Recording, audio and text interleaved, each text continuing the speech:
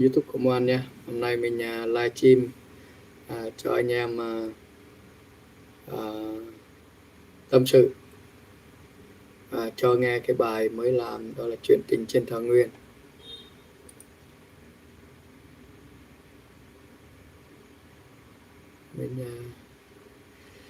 Bài này mình mới làm nha anh em nhé. Đây, mình cho các bạn xem.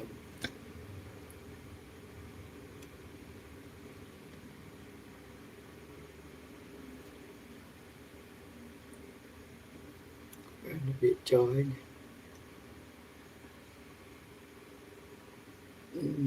Chắc do mình để chế độ bị chói.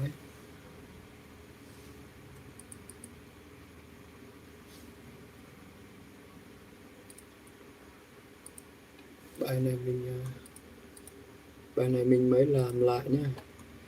Bài này của nhạc sĩ Trần Tiến.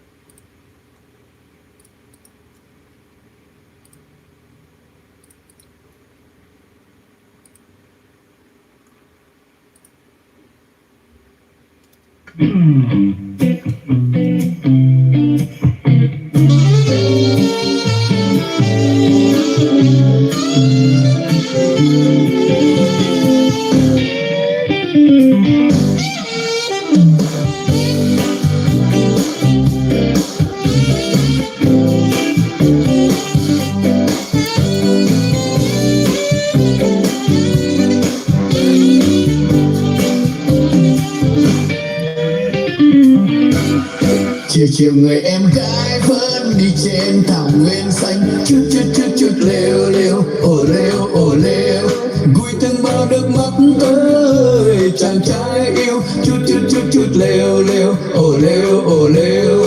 Em vui như chim hót trên cao nguyên bao la, em như con suối xanh trong ồ lêu.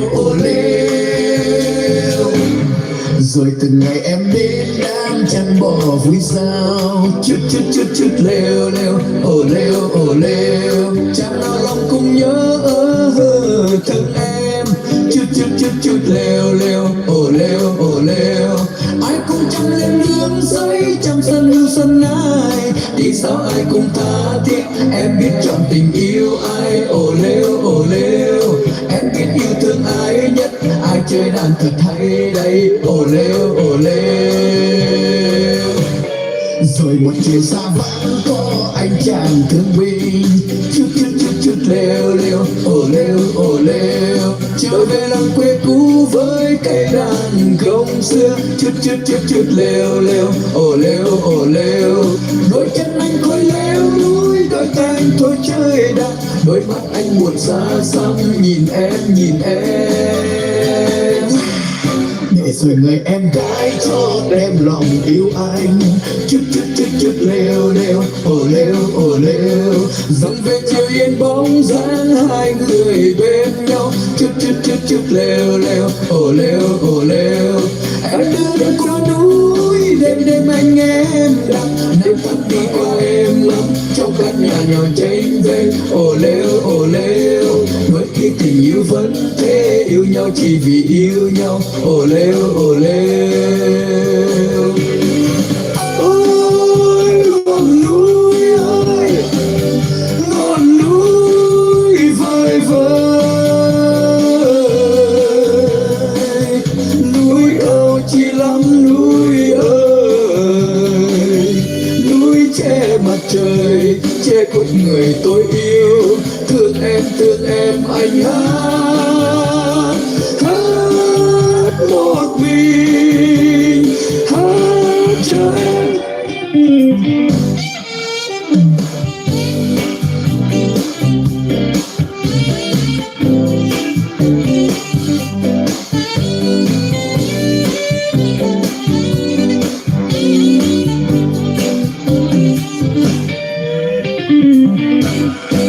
Chiều người em gái vẫn đi trên thảo nguyên xanh, chút lêu lêu, ồ lêu. Gùi từng bao nước mắt ơi chàng trai yêu, chút lêu lêu, ồ lêu.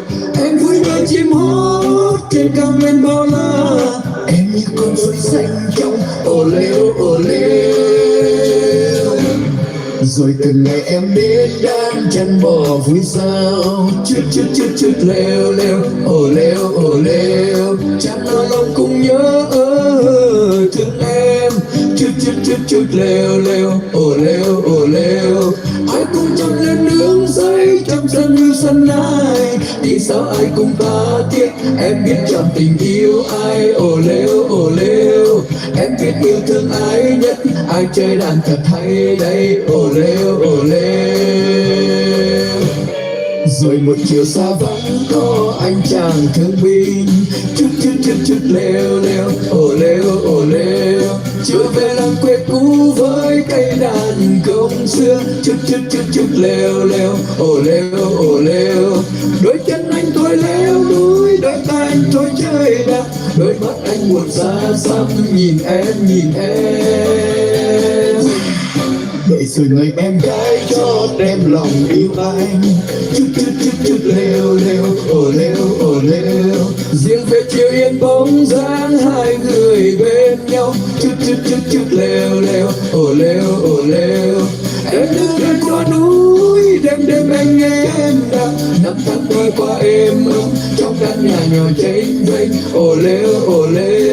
Với ý tình như vẫn thế, yêu nhau chỉ vì yêu nhau, ồ lêu. Ngọn núi ơi, ngọn núi vời vợi, núi cao chi lắm núi ơi, núi che mặt trời, che khuất người tôi yêu. Thương em anh hát một mình, oh yeah.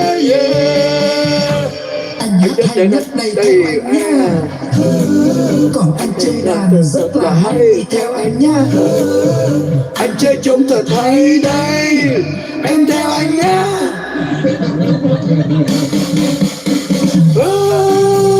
Ngọn núi ơi, ngọn núi vời vợi, núi cao chi lắm núi ơi, núi che mặt trời, che khuất người tôi yêu. Thương em anh hát một mình, hát cho em.